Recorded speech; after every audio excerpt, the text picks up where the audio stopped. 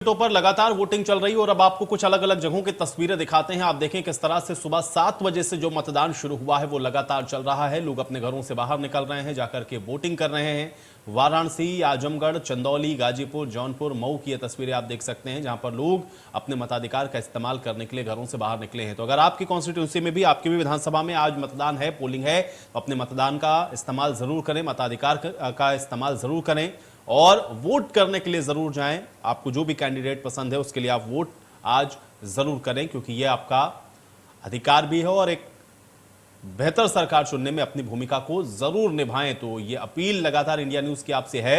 लेकिन तस्वीरें आप देखें कि किस तरह से लोग सुबह से ही घरों से बाहर निकले हैं और उसके बाद अपना वोट कास्ट करने के लिए पहुंचे हुए हैं। वाराणसी, आजमगढ़, चंदौली, गाजीपुर, जौनपुर, मऊ और इसी तरह से कुछ अन्य जगहों पर भी तस्वीरें आज देखने को मिली हैं, जहां पर लोगों ने अपने मताधिकार का इस्तेमाल किया है। परसेंटेज के हिसाब से भी आप देखेंगे तो लगातार 9 बजे तक का जो आंकड़ा है वो भी अब सामने आना शुरू हो गया है और इसके अलावा लगातार जो और अपडेट्स हैं वो भी हम आप तक पहुंचा रहे हैं। और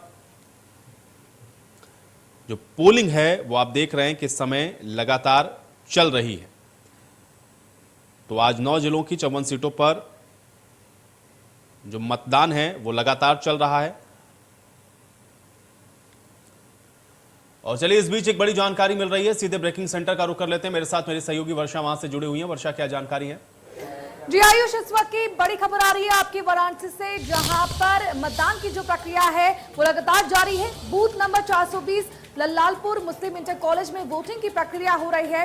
मतदाता के हाथ में बीजेपी प्रत्याशी की तस्वीर भी देखने को मिली है। बीजेपी प्रत्याशी राज्य मंत्री रविंद्र जायसवाल की तस्वीर मतदाता के हाथों में देखने को मिली है। मतदान करने जा रहे मतदाता का लोगों ने विरोध किया है। तो इस वक्त की बड़ी खबर वाराणसी से, जहां पर बूथ नंबर 420 लल्लालपुरा मुस्लिम इंटर कॉलेज में वोटिंग हो रही है, लेकिन मतदाता के हाथ में बीजेपी प्रत्याशी की तस्वीर देखने को मिली है। आपको बता दें कि बीजेपी प्रत्याशी राज्य मंत्री रविंद्र जायसवाल की तस्वीर मतदाता के हाथ में देखने को मिली है। मतदान करने जा रहे मतदाता का लोगों ने विरोध भी किया है। Over to you Ayush.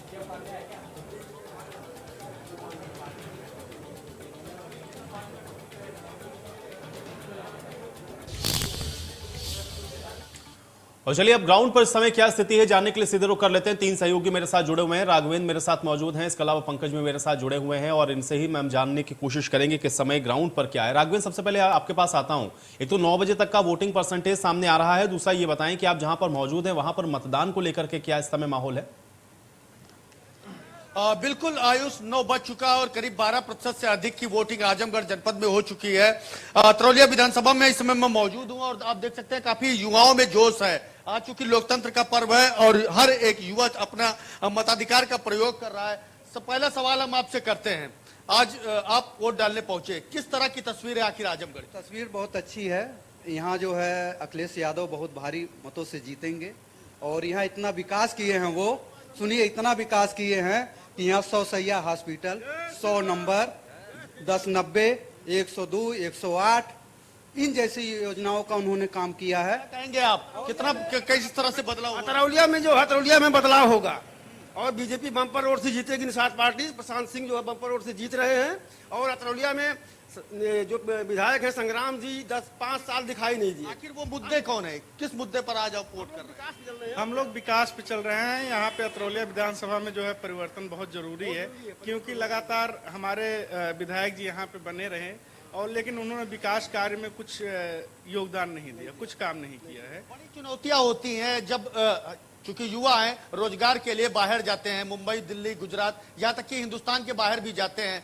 आने के लिए ना तो कोई डायरेक्ट यहाँ पर फ्लाइट की व्यवस्था और ना ही कोई ऐसा रेलवे स्टेशन है कि लोग अपने आसानी से घर आ जाते हैं। इसलिए है कि यहाँ की सरकार जो बनी हुई है ये रोजगार को खत्म कर रही है, ये पकौड़ा बेचने पे मजबूर कर रही है और ये जो है सारी जो कंपनियां हैं उनको जो बेच रही है और सारे रोजगार खत्म हो रहे हैं। आरक्षण जो है उसको भी खत्म कर रहे हैं। यहाँ बहुत भारी मतों से संग्राम यादव लीड कहेंगे आप आज लोकतंत्र के पर्व पर? नहीं, जो इन्होंने कहा भाई साहब ने बहुत अच्छा बोला, लेकिन इनके बोलने के साथ साथ अगर ये ध्यान दें तो शायद यहाँ से आपको अगर कानपुर की मंडी करना होता था तो मुझे लगता कि सुबह अगर हम निकलते थे तो अगले सुबह पहुँचते थे, जिसमें सब्जी खराब हो जाती थी। आज के डेट में अगर आप सुबह निकलते हो यहाँ से सब्जी लेके, अपनी हरी सब्जी, जैसे मैं किसान का बेटा हूँ, मेरे पास सब्जी है मेरा यही सब कुछ रोजगार है। इसे लेके अगर मेरे को कानपुर की मंडी करना होता तो मेरे को ज़्यादा से ज़्यादा 2 घंटे लगते हैं। 1-1.5 घंटे में लखनऊ और आधा घंटा में लखनऊ से कानपुर की मंडी करता हूँ मैं। मेरे को अगर फैजाबाद की मंडी करनी होती थी तब भी वहाँ 7 घंटे के आसपास लगते हैं। अब तो ठीक हो रहा है ना? ठीक, आप खुद ही देखो।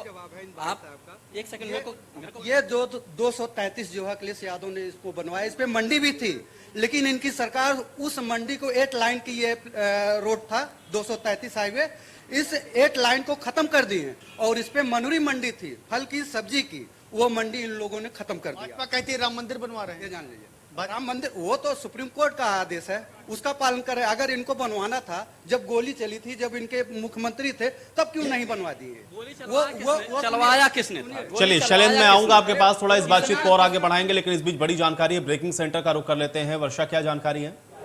जी आयुष, मैं आपको बता दूं कि इस वक्त की बड़ी खबर आ रही है सोनभद्र से, जहां पर ईवीएम मशीन खराब होने का पहला मामला सामने आ चुका है। आपको बता दें कि दूधी विधानसभा में ईवीएम मशीन खराब हो चुकी है। बूथ संख्या 245 में ईवीएम मशीन खराब होने से लोगों की लंबी कतारें जो हैं वो पोलिंग बूथ के बाहर देखने को मिल रही है। लाइन में लगे मतदाताओं को इससे काफी परेशानियों का सामना करना पड़ रहा है। सोनभद्र से ये बड़ी खबर हम आपको दिखा रहे हैं, जहां पर दूधी विधानसभा में ईवीएम मशीन खराब होने से लोगों को काफी परेशानियों का सामना करना पड़ रहा है। बूथ संख्या 245 में ईवीएम मशीन खराब हो चुकी है और जल्द से जल्द ये कोशिश भी की जा रही है, या तो ईवीएम मशीन को बदला जाए या फिर इसे ठीक करवाकर जो प्रक्रिया है वोटिंग की वो शुरू की जाए। बिल्कुल आयुष, ओवर टू यू। बिल्कुल, और एक बार फिर से रुक कर लेते हैं, हमारे साथ हमारे तमाम सहयोगी बने हुए हैं। पंकज, मैं आपके पास आता हूं। तो वाराणसी में इस समय मतदान को लेकर के क्या स्थिति है, अपडेट करें। देखिए आयुष, बताना चाहेंगे आपको कि मतदान में कई जगह जो है मतदान मशीन जो है प्रभावित हुई, खराबी की वजह से मतदान प्रभावित हुआ है। कहीं कहीं 1 से 1.5 घंटे तक, इसलिए जो मतदान का प्रतिशत जो 9 बजे तक आया है वो 8.93% मतदान हुआ है। हालांकि धीरे धीरे जो है मतदान करने वाली जो भीड़ है धीरे धीरे बढ़ रही है, लोग आ रहे हैं, मतदान कर रहे हैं। पर अभी जैसे जिस तरीके से जो सुबेरे एकाएक जो माहौल दिखा था, अभी थोड़ा सा थमा हुआ दिख रहा है। हो सकता है कि दिनचर्या लोगों की अभी शुरू हो रही है, कई लोग देर से करते हैं। हालांकि धीरे धीरे ये भीड़ बढ़ रही है। सुबेरे हालांकि इससे बेहतर स्थिति थी, और जैसा मैंने बताया कि जो कई जगह मतदान मशीन जो थी ईवीएम मशीन में खराबी की वजह से मतदान का थोड़ा देर से शुरू हुआ, कहीं कहीं 1-1 घंटे 1.5 घंटे लग गए मतदान शुरू में। तो वो भी एक बहुत बड़ा कारण रहा है कि जो मतदान का प्रतिशत 8.93 तक पहुंचा हुआ है। अब देखिए अगले जो 2 घंटा है, अब से अब 1 घंटे बीत गए, 10 बज गए हैं, अब 11 बजे तक कितना ये मतदान और कितना बढ़ता है। हालांकि मैंने पहले भी बताया कि मुद्दे यहाँ तमाम हैं। एक तो अगर सरकार के पक्ष की बात करें तो काशी विश्वनाथ का बहुत बड़ा एक वो है कॉरिडोर, मोदी योगी का फैक्टर बहुत बड़ा है। दूसरी तरफ महंगाई भी बहुत बड़ा मुद्दा है। तो दोनों, जैसे मैंने पहले भी बताया, सपा और भाजपा में मुख्य लड़ाई, मुख्य कड़ा मुकाबला यहाँ पे चल रहा है। देखिए अब ये जिस तरीके से मतदान बढ़ता है और जो 10 तारीख को जब ईवीएम खुलती है तो क्या होता है। बिल्कुल, चलिए अब भदोही का भी रुख कर लेते हैं। भदोही में इस समय क्या अपडेट है, अपडेट करें।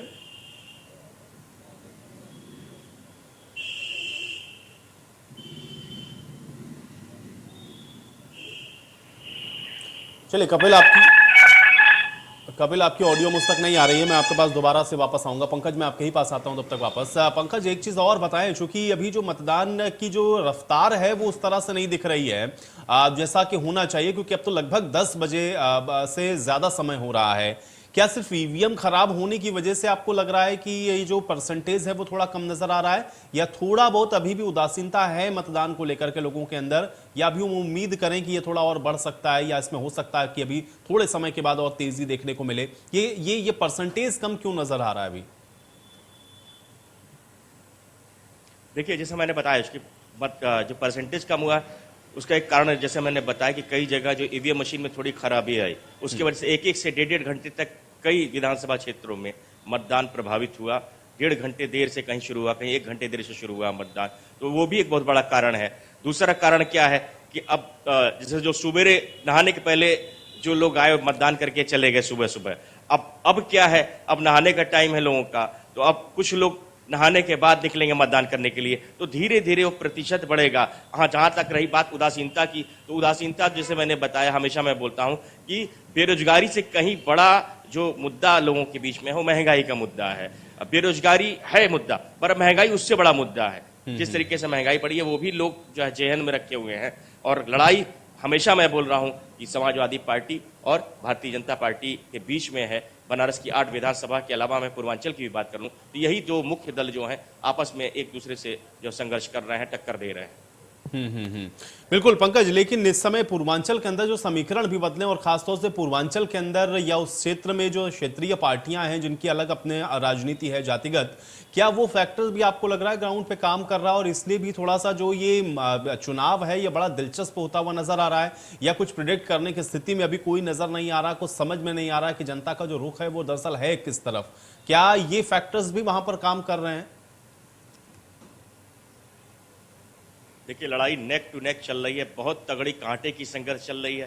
क्षेत्रीय दलों की बात करें तो कल कुछ स्थानीय मिले थे, मैं ग्रामीण विधानसभा क्षेत्र की बात करूं, जहां अपना दल लड़ रहा है और जहां अपना दल कमेरावादी, तो वहां पे जैसे जो कि अपना दल एस जो है अनुप्रिया पटेल की पार्टी, वो भारतीय जनता पार्टी के साथ गठबंधन में है।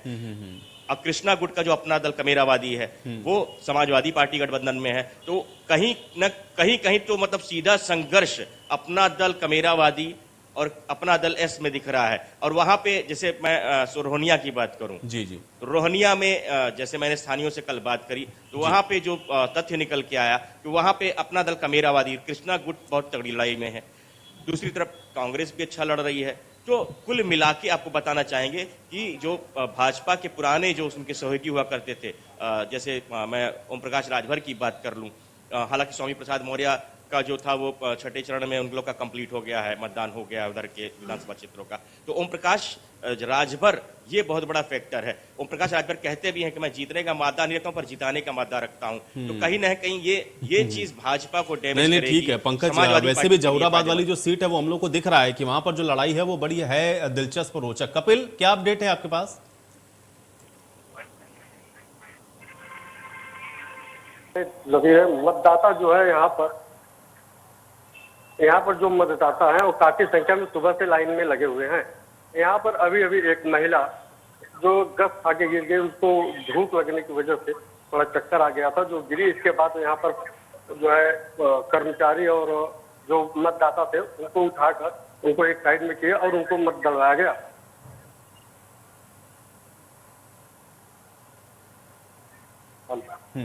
कपिल, ये बताएं मुझे, अभी फिलहाल वहां पर आप बता रहे हैं कि एक महिला जो कि बेहोश होकर के गिर गई थी, वहां पर और कोई व्यवस्था नहीं थी, ईवीएम खराब थी या ज्यादा समय लग रहा था इसलिए ऐसा हुआ है? वजह क्या रही है इसके पीछे? क्योंकि सुबह से ही लंबी कतारें यहाँ पर लगनी शुरू हो गई थी। थोड़ा सा लंबा कतार लगने की वजह से धूप लग गया था, जिसकी वजह से वो महिला गश्त खा के गिर गई थी। और इसके बाद यहाँ पे ईवीएम तो जहाँ पे अभी हम इस समय यहाँ पे ईवीएम ठीक थी, लेकिन ज्ञानपुर विधानसभा के एक गाँव में जो 117, 118, 119 नंबर बूथ है, वहां पर करीब पौना घंटा तक ईवीएम खराबी की वजह से मतदान रुका था। चलिए कपिल, शुक्रिया फिलहाल हमारे साथ जोड़ने के लिए, इस बातचीत के लिए। पंकज, चूंकि एक तो वोटिंग परसेंटेज को लेकर के तो आप कह रहे हैं कि ईवीएम खराब थी इस वजह से कम दिख रहा है, लेकिन क्या लोकल कैंडिडेट वाला फैक्टर भी कहीं काम कर रहा है? कि मोदी योगी के नाम पर तो चलिए ठीक है कि आदमी ये कह रहा है कि हम वोट दे देंगे, लेकिन उसके अलावा जो कैंडिडेट्स हैं उनको लेकर के क्या नाराजगी आपको लग रहा है कि वोटर्स को थोड़ा आकर्षित नहीं कर पा रही है या वो बाहर नहीं निकल रहे हैं, इस वजह से भी हमको दिख रहा है कि ये जो परसेंटेज है वो कम है? जी बिल्कुल सही कहा आपने। कई जगह जैसे जो व्यक्ति भारतीय जनता पार्टी को वोट देना चाहता है तो कहीं ना कहीं वो कहता है कि भाजपा की सरकार आ जाए पर फला प्रत्याशी ना जीते, वो भी उदासीनता देखने को मिल रही है। कई जगह है कि मैं दूसरे को वोट नहीं दूंगा, केवल उसी को भाजपा को मैं वोट दूंगा। तो कई लोग इसलिए भी नहीं वोट करने आ रहे हैं कि उनको कहना है उस प्रत्याशी को पसंद नहीं कर रहे हैं इसलिए मुझे उसको वोट देना पड़ेगा, उससे बढ़िया मैं वोट नहीं दूंगा। मैं ये व्यक्तिगत बात कर रहा हूँ, व्यक्तिगत रूप से मेरी जिनसे बात हुई उनकी बात मैं आपको बता रहा हूँ कि ऐसे मतदाता भी हैं। तो निश्चित रूप से ये भी एक फैक्टर है। अगर मतदान प्रतिशत अगर प्रभावित हो रहा है तो ये भी बहुत बड़ा एक फैक्टर है कि प्रत्याशी के प्रति जो असंतोष है वो भी एक कारण है कि मतदान प्रतिशत कम हुआ है।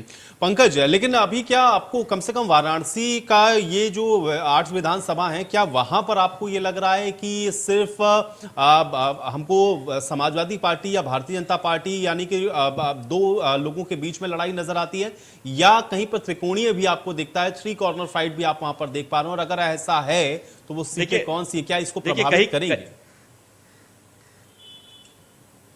जी देखिए, कई कई जगह त्रिकोणीय है। पहले तो मैं आपको दिखाना चाहूंगा, देखिए ये मतदान करने आए थे, कितना जोश है, उत्साह इनके अंदर है।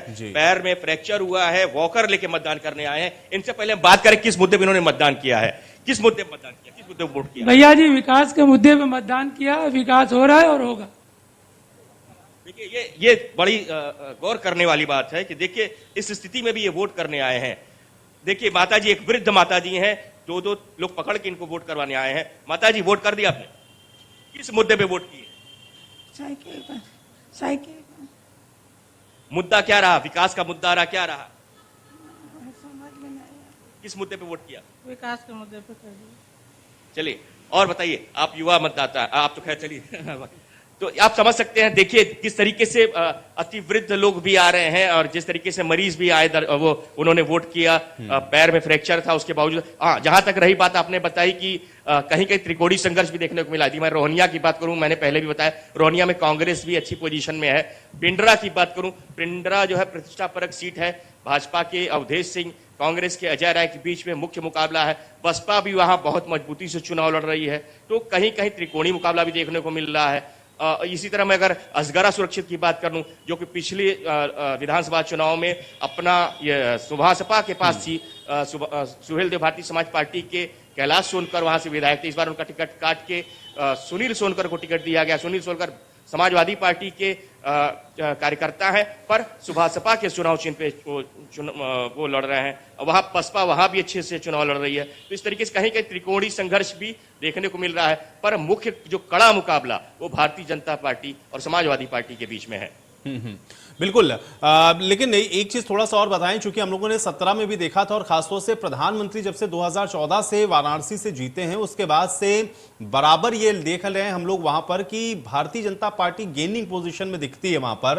हालांकि अगर हम लोग 17 में भी देखें तो ये जो 7वां चरण था, अगर हम लोग चौथा, 5वां और 6ठा चरण देखें तो सबसे कम सीटें भारतीय जनता पार्टी को इसी 7वें चरण में मिली थी। लेकिन उसके बावजूद भी भारतीय जनता पार्टी का प्रदर्शन बहुत अच्छा था, यानी कि जो मुख्य अपोनेंट समाजवादी पार्टी, उससे कई गुना ज्यादा सीटें उसने जीती थी यहां पर। लेकिन इस बार क्या आपको लग रहा है कि वो जो फैक्टर है, उसके साथ जो तमाम चीजें अभी आपने देखा, जिसमें अखिलेश यादव ने भी अब की बार बहुत सारे लोगों को जोड़ा है, जिसमें ओम प्रकाश राजभर का भी जिक्र हो रहा, या इसके अलावा महान दल के साथ भी उनका जो गठबंधन हुआ, क्या ये लग रहा है कि इस वजह से ये जो पूर्वांचल की पूरी ये जो समीकरण है ये इस बार बदले हैं और इस वजह से भी ये दिख रहा है ग्राउंड के ऊपर कि जहां भी समाजवादी पार्टी या भारतीय जनता पार्टी सीधी टक्कर में है, वहां लड़ाई बड़ी दिलचस्प है। क्या यही सबसे बड़ी वजह आपको लग रही है कि इस बार कोई आकलन सही हो नहीं पा रहा है कि दरअसल जो हवा है वो किस तरफ है इस बार? पंकज जी, बिल्कुल सही बताया आपने। आकलन करना मुश्किल है, क्योंकि जो मुख्य जो कड़ा मुकाबला है वो सपा और भाजपा के बीच में है। और पूर्वांचल की बात करूं तो पूर्वांचल में जिसने साधा वो प्रदेश की सत्ता पे काबिज हुआ। तो पूर्वांचल बहुत महत्वपूर्ण हो जाता है, क्योंकि 54 सीटें अंतिम चरण का चुनाव। पिछली बार भारतीय जनता पार्टी ने जबरदस्त सफलता हासिल की थी 2017 के विधानसभा चुनाव में। भाजपा के लिए कड़ी चुनौती कि इस विधानसभा चुनाव में उस प्रदर्शन को दोहरा सकती है कि नहीं है। भाजपा पे दबाव भी है। बनारस की बात करें तो बनारस में प्रधानमंत्री का बराबर आना होता है। मुख्यमंत्री लगभग महीने में 1-2 बार बनारस आते हैं। मैं आपसे बातचीत करूंगा, लेकिन फिलहाल के लिए आपका शुक्रिया। इस बीच एक बड़ी जानकारी है, ब्रेकिंग सेंटर का रुख कर लेते हैं। वर्षा मौजूद है। वर्षा, क्या जानकारी है? जी आयुष, मैं आपको बता दूं कि आज 9 जिलों की 54 सीटों पर मतदान तो हो रहे हैं, लेकिन 10 तारीख को जो नतीजे हैं वो आ जाएंगे और ये साफ हो जाएगा कि कौन सत्ता पर काबिज होने वाला है। इसी को लेकर बड़ी खबर आ रही है। यूपी विधानसभा चुनाव मतगणना को लेकर सपा ने तैयारी शुरू कर ली है। सपा मतगणना स्थल पर अब 2 अधिवक्ता तैनात करेगी। कानूनी परामर्श के लिए मतगणना स्थल पर सपा के वकील भी मौजूद रहेंगे। यूपी विधानसभा चुनाव मतगणना को लेकर ये सभी तैयारियां शुरू हो चुकी हैं। मतगणना केंद्रों पर सपा के अधिवक्ता भी मौजूद होंगे। सपा प्रदेश अध्यक्ष नरेश उत्तम ने अध्यक्षों को लेकर निर्देश भी दे दिए हैं। 9 मार्च तक अधिवक्ताओं के नाम भी दे दिए जाएंगे। तो इस वक्त की बड़ी जानकारी हम आप तक पहुंचा रहे हैं, किस तरह से यूपी विधानसभा चुनाव मतगणना को लेकर सपा ने तैयारियां जो है वो शुरू कर ली है। सपा मतगणना स्थल पर अब 2 अधिवक्ता तैनात करेगी। कानूनी परामर्श के लिए ये मतगणना स्थल पर सपा के वकील भी मौजूद होंगे और यूपी विधानसभा चुनावों को लेकर सपा की तैयारियां अब जोरों से शुरू हो चुकी है। मतगणना केंद्रों पर सपा के अधिवक्ता भी मौजूद होंगे। बिल्कुल जी आयुष।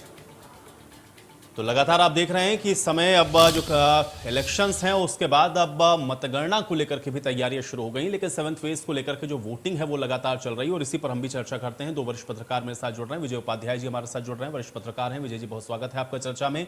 और अरुण मिश्रा जी हमारे साथ जुड़ रहे हैं। अरुण जी आपका भी बहुत स्वागत है चर्चा में, आप भी वरिष्ठ पत्रकार हैं। विजय उपाध्याय जी आपके पास सबसे पहले मैं आता हूं, चूंकि 7वां फेज है और 7वें फेज में हम देख रहे हैं क्योंकि अब ये लड़ाई तो अपने निर्णायक दौर में पहुंच चुकी है, वोटिंग भी शुरू हो चुकी है। इस 7वें फेज को आप किस तरह से देखते हैं, कितना महत्वपूर्ण मानते हैं और इस बार आपका आकलन क्या कुछ कह रहा है 7th फेज को लेकर? देखिए, ये सत्ता का 7वां द्वार है। 54 सीटें हैं, आपने बता ही दिया है, लेकिन ये बात यही है कि इस चरण में बीजेपी और समाजवादी पार्टी गठबंधन के बीच कितनी सीटें बटेंगी। 2017 के आंकड़े भाजपा के पक्ष में, इस बार भारतीय समाज पार्टी सपा के साथ, तो उसका अपना एक आधार है इस इलाके के जिलों में, इसके कारण माना जा रहा है कि सपा को बीजेपी ने अपने नुकसान को कम करने के लिए निषाद पार्टी के साथ तालमेल कर लिया था। और जो बीजेपी की 17 में बीजेपी के साथ पार्टी थी, अपना दल, वो 2 हिस्से में इस दरमियान हो चुकी है और अपना दल कमेरा और अपना दल सोनेलाल पटेल 2 हिस्से में। देखा जाए बीजेपी के लिए बहुत ही कड़ी चुनौती है। पूरा जो सिनेरियो बनता है उसमें जो बीजेपी सरकार के कामकाज है और कार्यकर्ताओं में नाराजगी है और इसके बावजूद जनता में जो बड़ा वर्ग जिसे लाभार्थी समूह कहा जा रहा है, उसका कितना फायदा भाजपा करने होगा।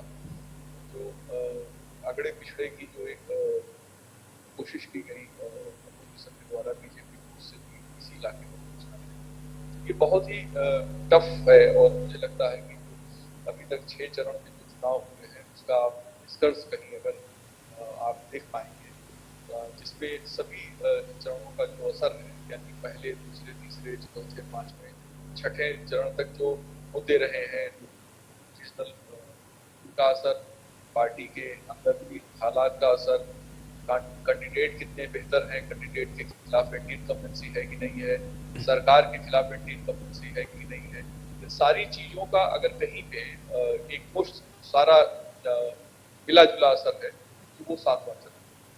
3 सीटें तो ऐसी हैं जो नक्सल प्रभावित इलाके में मानी जाती हैं, जहाँ 2 घंटे कम मतदान होगा।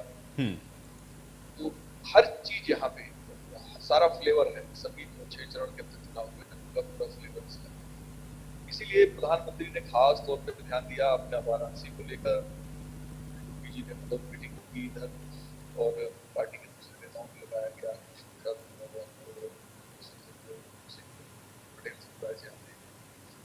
अच्छा ये आजमगढ़ अखिलेश जहाँ से मेंबर ऑफ पार्लियामेंट है, मिर्जापुर से अनुप्रिया पटेल जो दलेस की नेता है, वो पार्लियामेंट मेंबर है और साथ में वाराणसी से 2 राज्यपालों का इलाका है।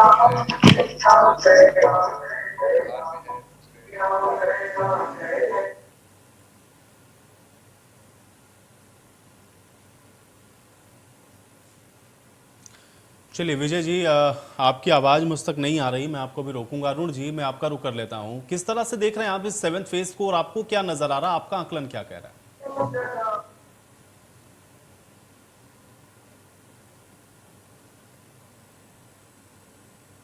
है कि लखनऊ की सत्ता का रास्ता पूर्वांचल से होकर गुजरता है। अंतिम चरण के चुनाव में आपने देखा होगा कि बनारस में सारे सियासी दलों के दिग्गज जो है बनारस में ही जमे रहे। उनको यहीं से 54 सीटों पर अपना एक फोकस करना था, क्योंकि पूर्वी उत्तर प्रदेश का जो ये चुनाव है 54 सीटों का, बनारस में करीब 9 जिले आते हैं उसमें। इन 9 जिलों में स्थिति है कि पहले के जो चुनाव 2014 को आप देखें, 2017, 2019, तो जातिवाद का मुद्दा बहुत प्रभावी रहा है। लेकिन मोदी के आने के बाद पूरा जो 2014, 17, 19 का जो चुनाव था वो विकास पूरी तरह से हावी रहा है।